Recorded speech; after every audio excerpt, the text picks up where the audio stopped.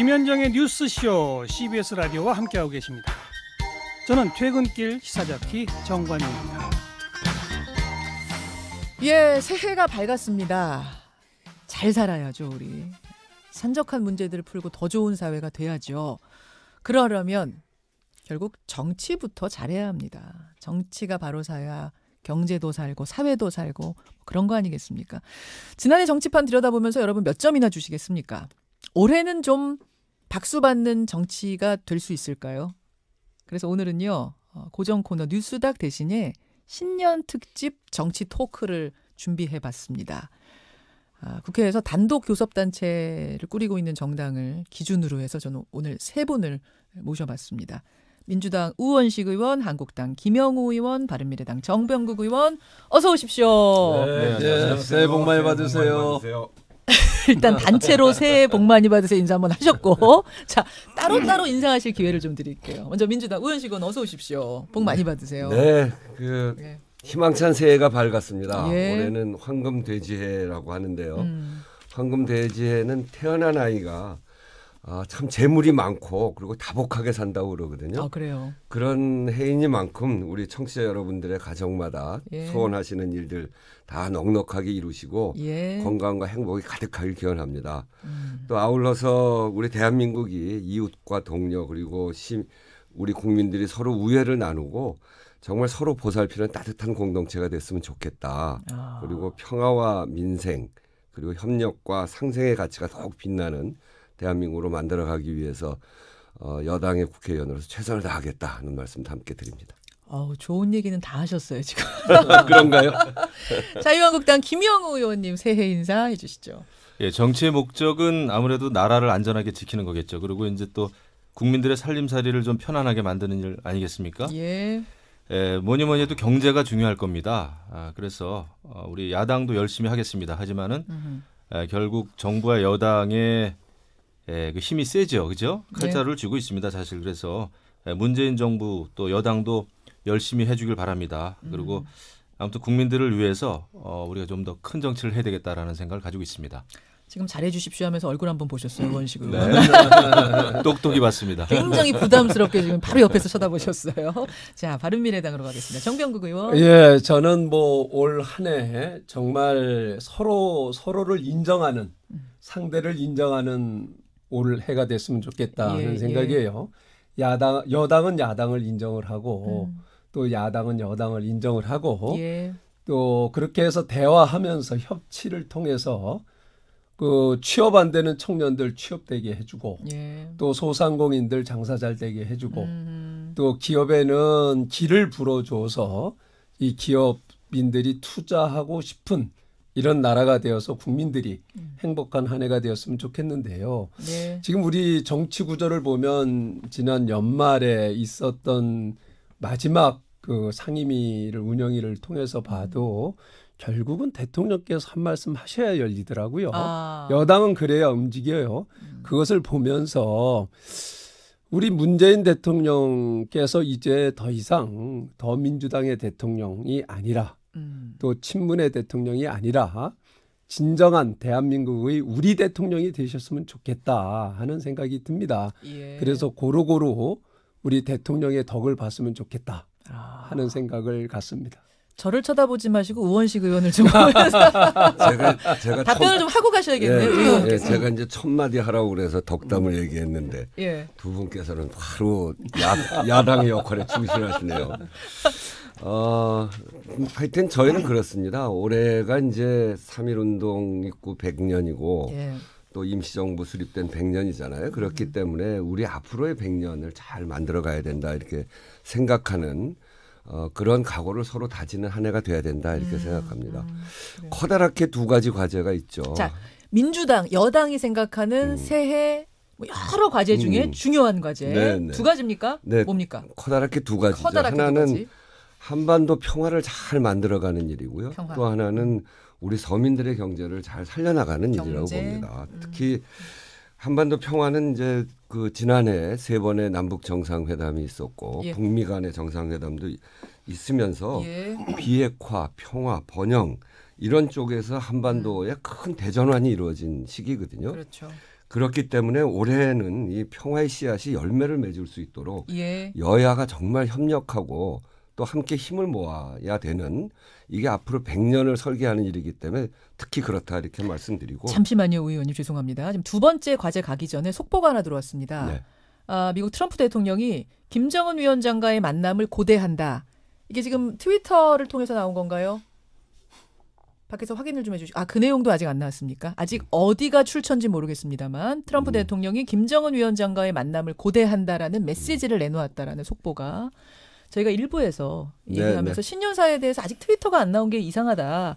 곧 나오겠지 이랬는데 바로 방송을 들었는 모양이에요. 제가 아침에 방송 들으면서 저게 곧 나올 거다 이렇게 얘기하려고 그랬는데 얘기하기 전에 나왔네요. 네, 자, 그게 이제 잘 돼야겠다는 게 첫 번째 과제. 두 번째 과제는 뭡니까? 그래서 이거는 여야를 막론하고 함께 힘을 모아서 해 나가야 된다 이렇게 생각하고요. 두 번째는 정말 한 분 한 분 국민의 삶이 개선될 수 있도록 이 민생 경제의 성과를 본격적으로 만들어야 되는 그런 시기거든요. 그래서 그렇지만 이제 세계 경제 전망이 좀 어둡습니다. 그렇지만 대한민국이 공정과 혁신을 발판 삼아서 경제 활력을 만들어 가야 되는 건데 이것 역시도 여당의 힘만으로는 되지 않습니다. 정부의 힘만으로 되지 않고 결국은 상생과 협치를 통해서 여야가 함께 만들어 가야 되는데 그동안 너무 이 문제에 관해서 앞으로도 뭐 얘기할 기회가 있겠습니다만 갈등 중심으로 이 문제를 봐왔거든요. 민생에 대해서도 보는 시각이 너무 다르고 그래서 그런 점에서 서민들의 민생 경제를 어떻게 풀어나갈 건지에 대해서 정말 진지하게 논의하고 국회에 쌓여 있는 과제들을 함께 풀어가는 그런 한 해가 되기를 정말 기대합니다. 오늘 이야기 나눌 게 굉장히 많은데요. 시간이 정해진 시간이어서 어디까지 할 수 있을지 모르겠습니다. 첫 번째 화제 어디부터 갈까요? 경제 얘기 나왔고 지금 남북관계 얘기 나왔고요. 또 뭐 현안도 있을 거고요. 어디서부터 풀어나가면 좋겠습니까? 단답형으로 짧게 갑시다. 자, 그럼 경제부터 가겠습니다. 경제부터. 아까 한국당에서 그러셨어요. 경제 중요하다. 먹고 사는 문제부터 해결 잘 해야 된다. 경제가 제일이죠. 나라 살림을 잘 하는 것이 중요하잖아요. 그러기 위해서 이제 우리가 정치를 하는 것인데 지금의 방향 어떻게 보세요? 올해 전망은 어떻게 보시고요? 올해 전망은 사실 어둡죠. 왜냐하면은 지금 문재인 정부가 소득 주도 성장이라고 하는 거에 대해서 아직도 몰입이 돼 있고 그것을 고치려고 하지 않습니다. 근데 소득 주도 성장은 사실은 경제 정책이라기보다는 거의 이념이에요. 그래서 못 바꾸는 거예요, 문정부가. 그래서 이념이라고 그렇죠. 보세요. 그 하나의 이념 차원이기 때문에 이 경제 정책이라면은 뭐 쉽게 바꿀 수 있지만은 그런 차원에서 고집을 좀 하는 것 같아요. 근데 어제 올해 100세 되신 김영석 교수님, 그 철학자시죠. 저랑 인터뷰하셨어요. 아주 좋은 말씀 많이 하셨어요. 그러면서 정치권에 바라는 것을 서로 양보하고 대화하고 토론해라. 그리고 또 국민을 저버리지 않기 위해서 아무튼 정부도 양보를 해야 된다 이런 말씀을 하셨는데 정말 100% 동감합니다. 그리고 우리 야당의 입장에서는 아무래도 문정부가 독선이나 오만에 빠지지 않기 위해서 중도 또 건전한 보수, 합리적인 보수가 좀 연합을 해서 정부와 여당을 좀 견제를 잘 하는 것도 중요하다. 그렇게 해서 이제 우리가 새로운 희망을 만들어내지 않으면 어렵겠다라는 생각이 듭니다. 그래서 아무튼 저는 문정부의 솔직히 성공을 바랍니다. 국민의 행복을 위해서. 물론이죠. 그래서 경제 정책을 좀 합리적으로 바꿔주기를 소망합니다. 아까 짧게 단답형으로 하자고 그러셨어요. 하고 싶은 말씀 다 답답해서 하셨어요. 그렇습니다. 자, 답답하십답니다. 자유한국당은 지금. 그러니까 방향을 빨리 바꿔라. 우원식 의원 답변 주세요. 왜 저한테? 바른미래당 듣고 답변을 갈까요? 그럼 바른미래당. 주문 혼자 하는 거는 아니고요. 이렇게 정치를 하면은 결국은 극단적인 정치밖에 안 되는 거예요. 이건 지금 한국당이 하신 말씀이세요? 두 분이 하는 얘기나 사회자가 보시는 관점이나. 그러니까 결국은 문제는 이거예요. 평화 문제든 경제 문제든 간에 상대를 인정하지 않고는 안 되는 거예요. 평화 문제도 김정은을 인정해야지. 대화가 되는 겁니다. 그렇죠. 지금 트럼프 대통령이 뭐 만나고 싶다 하는 것은 상대를 인정하니까 대화의 상대로 인정을 하니까 그게 가능한 거거든요. 그렇죠. 이제 저는 이 정부 들어와가지고 문재인 정부 들어와가지고 남북 간에는 상당히 진전이 있었다고 저는 인정을 해요. 그런데 남북 간의 문제는 결국은 우리 남남 간의 문제이기도 해요. 결국은 남남 간의 북한에 우리 문재인 대통령이 쏟는 정성의 반만이라도 이 국내 상황에서 야당을 그 정도만 대한다라고 하면은 저는 훨씬 더 공감대를 크게 가지면서 국민적 지지를 받으면서 갈 수 있다 이렇게 봅니다. 그래야지 저는 성공한다고 봐요. 예. 경제도 저는 역시 마찬가지라고 생각을 해요. 그런데 저는 지난 연말에 우리 문재인 대통령께서 마지막 그 여당 대표자들을 이제 모셔놓고 예. 경제 실패 프레임이 워낙 강해가지고 성과가 제대로 잘 전달이 안 된다. 이런 말씀을 하시고 또 얼마 전에 소득주도 성장의 긍정 효과는 90%다. 이렇게 말씀하시는 걸 보면서 정말 그 주변에 있는 사람들이 어떤 얘기를 하길래 대통령께서 저런 인식을 갖고 계실까. 정말 지금 현장에서 우리 국민들이 얼마만큼 소상공인들이라든가 국민들이 얼마나 힘들어하고 그 한집 건너 문을 닫고 있는데 그런 현상을 좀 보고 계시는 건지 참 답답해요. 그런 인식을 가지고는 저는 경제가 바뀔 수가 없다라고 봅니다. 자, 바른미래당의 생각도 지금은 좀 방향을 바꿀 때라고 보여주시는 거예요. 저는 바꿔야 된다고 보고요. 그리고 또 현실은 정확하게 인식을 해야 되고 제발 이 같은 생각을 가진 사람들만의 얘기를 듣지 마시라. 그래서 아까 모두의 우리 문재인 대통령께서 진정한 대한민국의 우리 대통령이 됐으면 좋겠다는 말씀을 드리면 그게 돼야지만 저는 이런 문제가 풀어갈 수 있는 시작이라고 저는 봐요. 자, 의원님.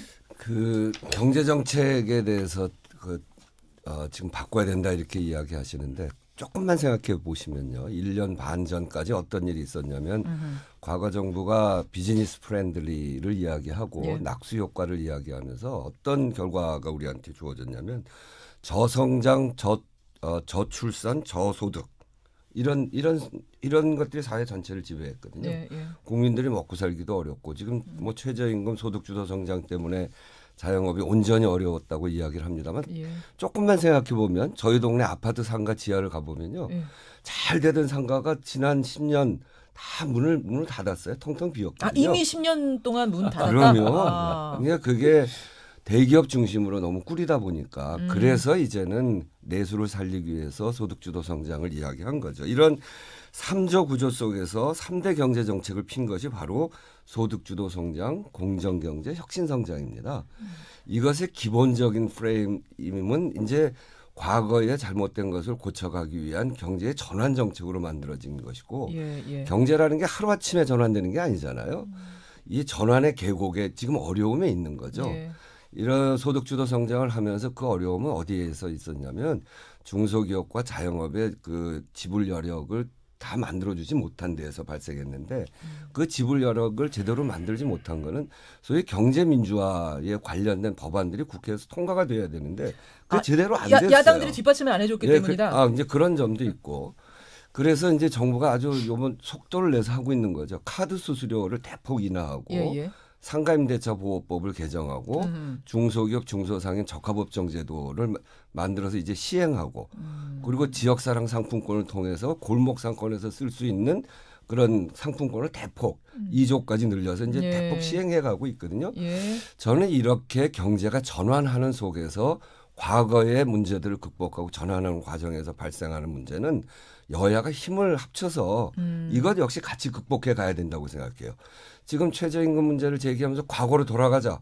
과거로 돌아가면 결국 우리 경제가 살아납니까? 지난 10년 동안 우리 경제 서민들의 삶이 굉장히 어려워졌는데 이걸 넘어서야죠. 근데 김 의원님 짧게. 근데 이제 우원식 의원님 말씀 들으면은 지금 우리 대한민국 경제가 사실 좋아졌어야 됩니다. 왜냐하면 정부와 여당이 지금 잘했다고 이렇게 말씀을 이제 하시는 것처럼 들린단 말이죠. 그런데 우리가 어떤 그 경제 이론을 논할 거 없이 지금 그 시장에 가보면 골목에 가보면 자영업자들 많이 만나면 지난 정권, 과거 정권이 뭐 잘했다는 얘기를 제가 하는 게 아니에요. 그때보다 지금 더 힘들다는 거 아닙니까? 그렇기 때문에 지금은 문정부의 경제 정책이 과연 옳았느냐 그렇느냐를 성찰을 좀 해봐야 돼요. 누가 잘했느냐가 아니라 현실을 좀 보자 이 말씀이세요. 그럼요. 지금 근데 야당이 발목 잡아가지고 뒷받침을 너무 안 해줬기 때문에 소득주도 성장 안 됐다라는 않습니다. 것에 대해서 잘못된 방향으로 계속 가는 것을 계속 뒷받침하면은 대한민국이 어디로 가겠어요? 아예 방향이 틀렸기 때문이다. 그럼요. 그거를 조금 성찰을 해봐야 된다. 조금 생각하죠. 끊고 갈까요? 여기 답변 주시고 그러면. 아니 그 답변을 일일이 들을 게 아니라 이제 그 답변은 저는 뭐 답은 나와 있어요. 좀 객관적으로 보세요. 그 지금 뭐 아전인수격으로 지금 말씀을 하시는데 세계의 국제적인 그 평가 기관들이 있잖아요. 무디스라든가 이런 데서 예. 평가를 내놓는 걸 보면은 이래요. 급격한 최저임금 인상, 주 52시간 근로제 시행, 법인세 인상으로 인해 가지고 지금 그 대한민국의 경제적 위기를 가져오고 있다. 이 방향에 대해서 부정하는 게 아니에요. 급진적인.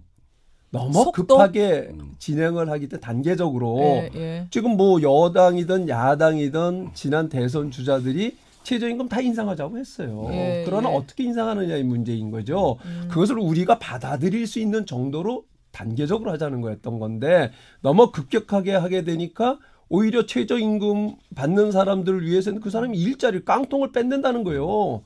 알겠습니다. 동량은 주지 못할 망정 깡통을 뺏는다 이런 얘기를 하고 있고 지적하셨어요? 결국은 그 이 최저임금 우리나라가 지금 그 국제적인 평가기관에서 얘기를 하는 게 자영업자 비율이 25%인 나라다. 대한민국은 세계에서 최고예요. 자영업자 비율이 높은 나라인데 근데 25%나 되는 나라에서 이렇게 급진적으로 하게 되면은 결국은 자살골이나 마찬가지다. 알겠습니다. 이런 얘기를 하는데 그리고 오늘 아침에 그 어느 신문사에서 얘기하다 끝날 것 같아요. 김대중 대통령 시절에 그 저 부총리를 지냈던 이현재 부총리 말씀을 좀 귀담아 들을 필요성이 있다고 봐요. 자, 오늘은 좀 여당이 말씀을 이제 제가 듣고 가시면 어떨까 했는데 또 말 시작하시네요. 제가 말씀드렸듯이 이 최저임금 소득주도 성장을 뒷받침할 만한 자영업과 중소기업의 지불 여력을 올려주는데 그게 부족했다는 점은 사실입니다. 그래서 그런 점은 인정을 하죠. 그래서 좀 더 카드 수수료 인하나 이런 걸 좀 더 빠른 조치로 했었어야 되는데 그렇지만 조금 뭐 늦은 것 같습니다만 그런 현실적인 여건들을 감안해서 빠른 속도로 지금 진행해 가고 있고요. 거기에다가 저는 더 붙여서 그렇다고 속도가 지나치게 빠른 건 조금 완화시킬 수도 있고 그렇지만 근본의 문제는 뭐냐면 자영업과 중소기업, 대기업과 그 기득권 중심이 아니라 중산층을 키우기 위한 정책에 우리가 집중해야 된다고 생각합니다. 거기에 다 동의를 하죠. 아니 동의하지는 않습니다. 아니 그건 아니에요. 제 얘기를 좀 들어보세요. 네, 우원식 의원. 최근에 산안법 통과시키는 것만 해도 얼마나 어렵게 통과됩니까? 사람이 다치고 죽고 해야 겨우 조금 변하는 건데 지금 국회에 나와 있는 경제민주화 관련 법안들이 굉장히 쌓여 있어요.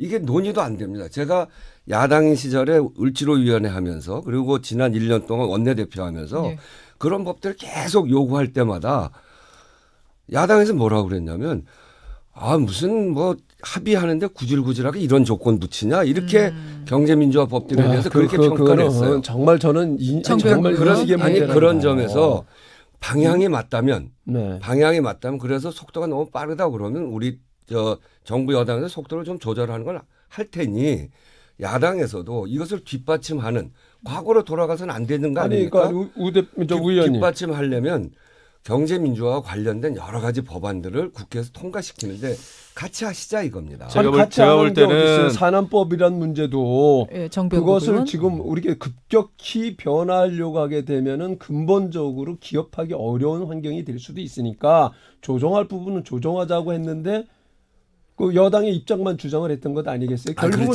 조정이 돼서 제가 조금만 개입 좀 하겠습니다. 개선이 된 거고요. 최저임금제 탄력적으로 운영을 하자. 지역적으로 여러 가지 탄력적으로 운영하자라고 했는데 받아들였습니까?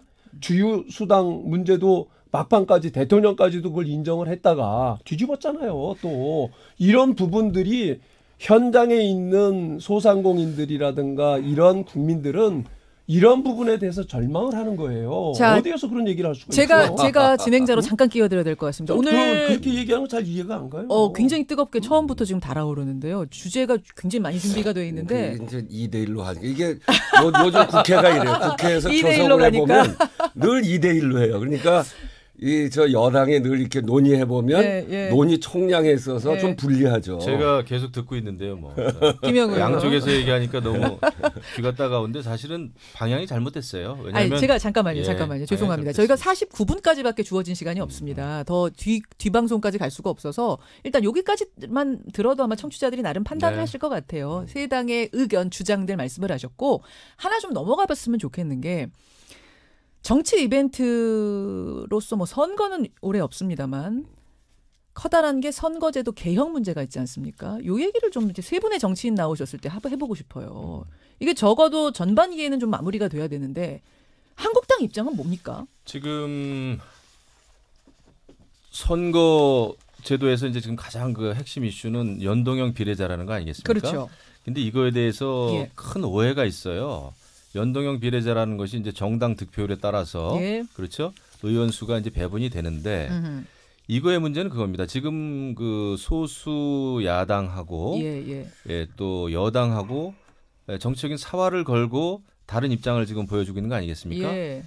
그런데 연동형 비례제라는 게 정말 순수한 형태로 받아들여지면은 어떤 문제가 생기냐 하면 극단적인 정치를 하는 사람들도 정당 득표를 3%, 4%, 5% 요 정도만 받아도 거의 한 10명 정도 이상의 정당 득표율에 따른 그 의석이 배분이 됩니다. 예를 들어서 어떤 이상한 종교 단체 같은 데서 끼어들 여지도 있다 뭐 이런 뭐 종교, 거예요? 환경 또 이렇게 뭐 페미니스트 등등 해서 극단적인 정당이 득표를 하면은 이게 예를 들면 이제 비례대표로만 페미니스트라고 하신 부분은 지금 아주 극단적인 경우에 극단적인 경우를 말씀하시는 거예요. 정상적이보다는 그렇게 되면은 비례대표만으로도 막 10명, 20명, 30명까지 국회의원을 낼 수가 있는 거죠. 그것은 굉장히 기형적인 형태가 됩니다. 어느 쪽으로든 극단적이거나 그렇죠. 좀 상식선에서 안 받아들여지는 우리 대통령제하고는 맞지가 않는 거예요. 자, 여기까지 이제 한국당의 입장이 그래서 그러니까 검토 중이다 이 말씀이신 거죠. 그렇죠. 그리고 아직도? 이제 그 국회의원 숫자를 절대 늘리면 안 된다라는 게 우리 기본 입장이죠.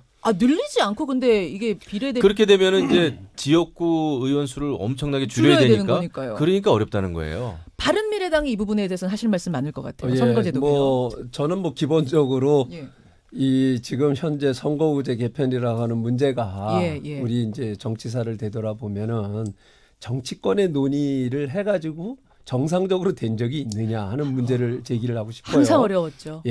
그러다 보니까 선거구 제도가 계속 기형적으로 나타나는 겁니다. 서로 나눠먹기를 한 거예요. 그래서 제가 이미 벌써 계속 주장을 합니다마는 선거구제 개편 문제만큼은 국회의원들이 손대지 말자. 외부 전문가들한테 맡기자는 게 제 주장이에요. 정치개혁특위에서 여야 간의 합의에 의해서 추천을 하는 게 아니라 추천 단체를 지정을 하는 거예요. 예를 들어서 정당학계, 정치학계, 변호사협회, 선관위 뭐 이렇게 해갖고 5개면 5개, 7개면 7개를 지정을 해가지고 거기에서 추천하는 사람들이 충분히 국민적 합의를 도출해내가지고 제시를 하면 그거는 받아들이는. 그럼 무조건 받아들이는 걸로 합의를 받아들이는 쪽으로 해야지만 선거구 제도는 정말 합법적으로 합리적으로 된다. 그래야 답이 나온다. 그래야 답이 나온다고 생각을 하고요. 국회 안에서 어떻게도 안 될 거라고 보세요. 결국은 이 문제는 이런 거 아니겠어요? 그 비례성, 대표성을 어떻게 제고를 할 것이냐. 어떻게 민의를 좀 더 이 담을 패권 것이냐. 중심의 정치를 어떻게 고리를 끊을 거냐 하는 데에 이제 초점이 맞춰져야 되는데 이거 백날 우리 국회의원들 맡겨놔 보세요. 결국은 나중에 또 가서 나눠 먹게 하고 게리먼더링이 되고 이렇게 된다. 백날에도 안 된다. 너무 자학을 하시는 것 같은데. 자, 이렇게 하는 거를 정치를 해야지 다른 사람한테 맡길 것 같으면 정치를 제가 왜 합니까? 5번 한국당은 반대입니까? 안 돼요. 안 돼요. 민주당도 반대입니까? 오죽하면 이런 얘기를 하겠어요. 오죽하면. 뭐 정병국 의원께서 이야기하시는 게 지금 우리 현실을 반영하는 거죠. 국회에서는 국회의원들 각자 이해관계가 있기 때문에 굉장히 잘 안 됩니다. 당 안에서 논의를 해도 당 안에서도 잘 안 돼요. 선거제도 논의를 하면 굉장히 여러 가지 의견이 나오고 그 여러 가지 의견은 뭐냐면 각자 지역구의 조건, 각자의 조건 이런 것들이 다 반영돼 있어서 그렇거든요. 그래서 오히려 딴 데다 맡겨서 이런 이걸 논의하는 단위를 만들고 거기 의견을 그대로 전폭적으로 수용하는 거 해볼 수 있는 일이라고 생각해요. 민주당은 가능성 있다. 논의 묵직하다. 그런데 그런 데까지 가십니까? 지난번에 반전이 있습니까? 지난번에 2016년인가요? 선관위에서 그 선거제도에 대해서 안을 내놨어요. 그 안을 내놓고 논의를 했는데 저는 선관위 안이 굉장히 좋은 안이라고 생각합니다. 그 권역별 연동형 비례대표제 이렇게 내놓은 거죠. 그런 논의, 그러니까 선관위에서 객관적으로 내놓는 안들 이런 것들을 중심으로 논의할 수 있는 그런 단위를 만들어야 되는데 어디서 가능할까? 참 쉽지 않은 과제이긴 해요. 근데 단순히 분명한 거는 선거제도는 과감하게 개혁을 해야 되는데 개혁의 방향은 대표성, 비례성을 강화하는 겁니다. 그래야 국민들 그 사회적 약자들의 목소리도 올라올 수가 있거든요. 근데 과감하게 하는 부분에 있어서 민주당이 좀 주춤주춤했던 건 아닙니까? 그러니까 이번에? 우리 현실 안에서 받아들일 수 있는 과감한 조치가 어디까지인가 이거를 충분히 논의해야죠. 근데 방향은 대표성과 비례성을 강화해야 된다라고 하는 것에 대해서는 민주당 분명한 입장을 갖고 있습니다. 근데 중요한 거는 지금 그 연동형이 됐든 뭐가 됐든요.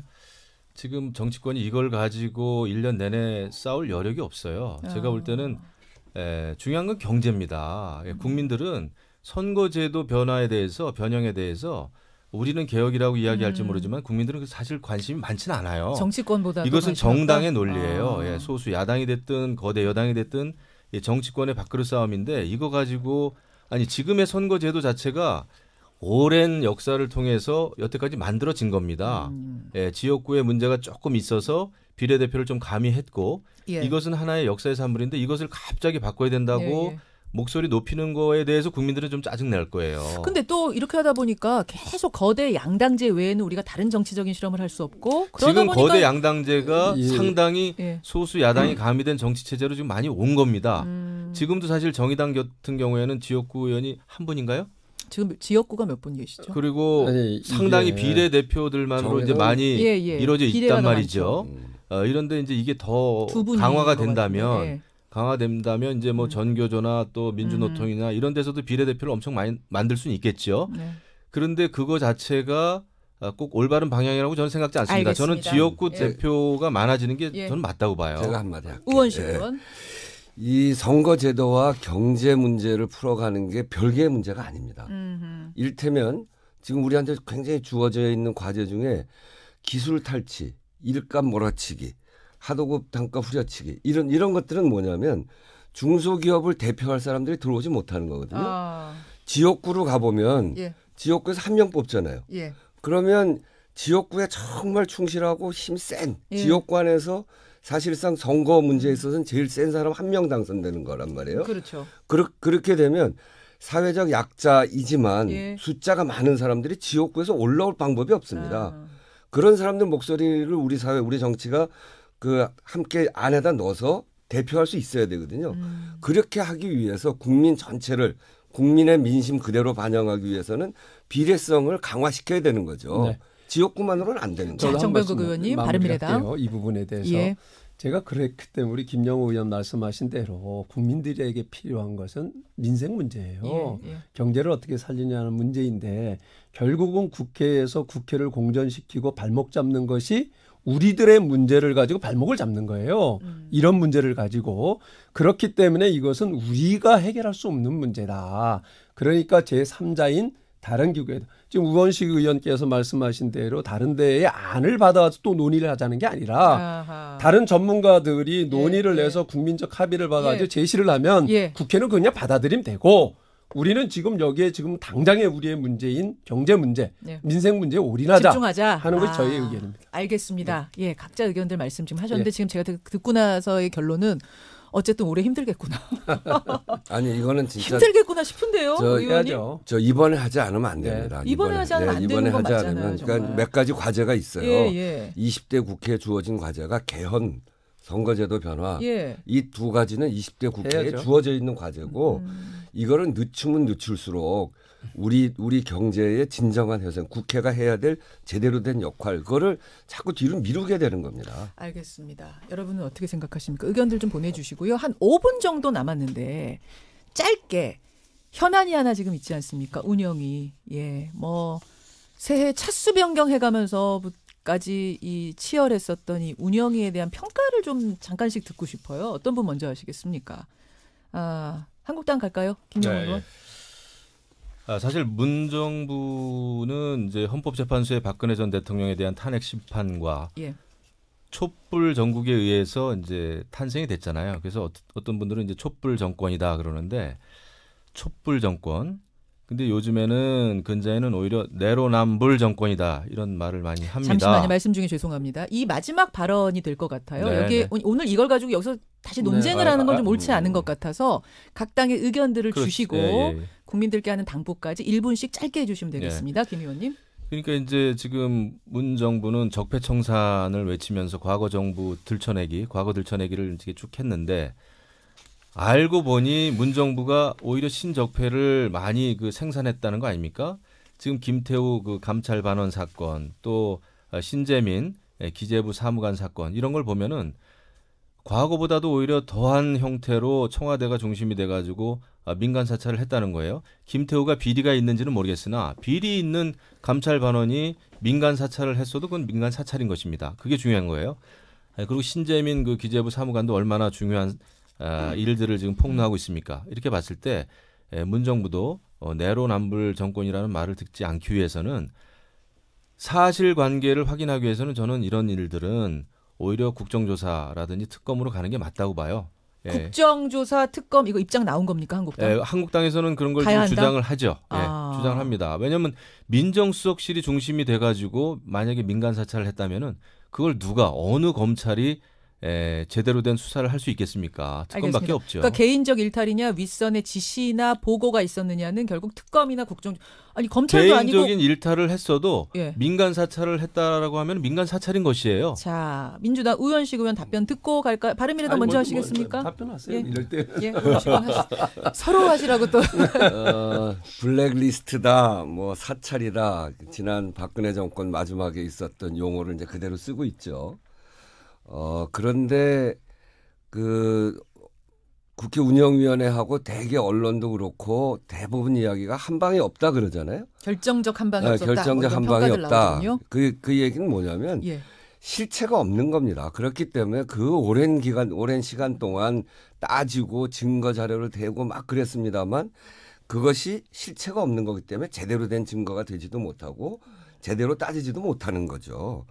그래서 오히려 운영위원회를 거치면서 보면 우리 이제 조국 민정수석이 얘기를 했지만 3인 성호 그러니까 김태우 자유한국당 또 일부 언론 여기서 계속 부풀리고 만들어 가보려고 했지만 잘 안 되는 거죠. 그래서 이렇게 주장만을 가지고 이것을 규정하고 하는 것은 옳지 않고 오히려 전국을 혼란에만 빠뜨리고요. 이제는 그렇게 운영위원회를 통해서 충분히 문제 제기할 것도 했고 그렇지만 국민들이 볼 때는 저것 가지고 그렇게 세상을 뒤집을 만한 그런 일들이 아니고 한 방이 없고 실체적 진실이 매우 분명치 않기 때문에 이제는 검찰 수사를 하고 있기 때문에 검찰이 수사하고 그 결과를 보고 논의해도 늦지 않는다.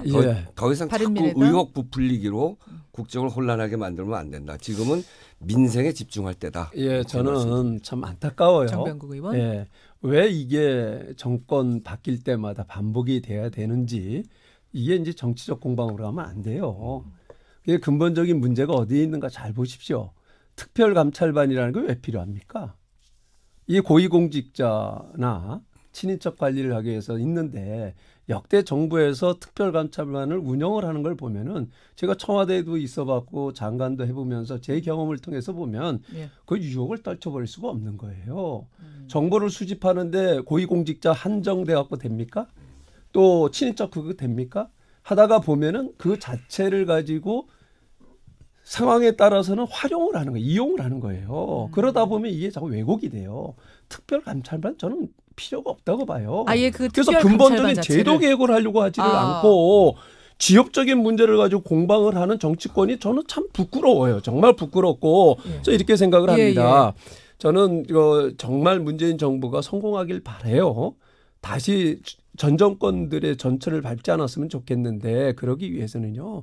이거 남의 일이라고 생각하지 말고 왜 이런 지경이 됐는가를 다시 한번 되돌아보고 이 시점에서 제도적으로 바꿀 것은 무엇이고 이런 얘기가 두 번 다시 안 나오게 하려면 어떻게 돼야 되는가. 이게 결국은요. 결국 나한테 다시 돌아옵니다. 네. 결국은 그거 잘 보시고 과거 정부에서 잘못된 거 반복하지 마세요. 그럼 정 의원님 특검이나 국정조사로 가자는 한국당의 주장에 대해서는 저는 이거 일단은 검찰에서 충실하게 조사를 하고 맞다. 결국 검찰 조사 결과가 제대로 안 나오면 특검으로 갈 수 있는 거죠. 아니 그래서 우리 정병우 의원 말씀 잘하셨는데요. 그래서 정말로 고위공직자 비리수사처를 만듭시다. 이 어느 정부가 자신들을 감찰하고 조사하는 그런 기구를 만들자고 하겠어요. 이거는 권력을 분산시키는 거거든요. 독립적인 기구를 만들자.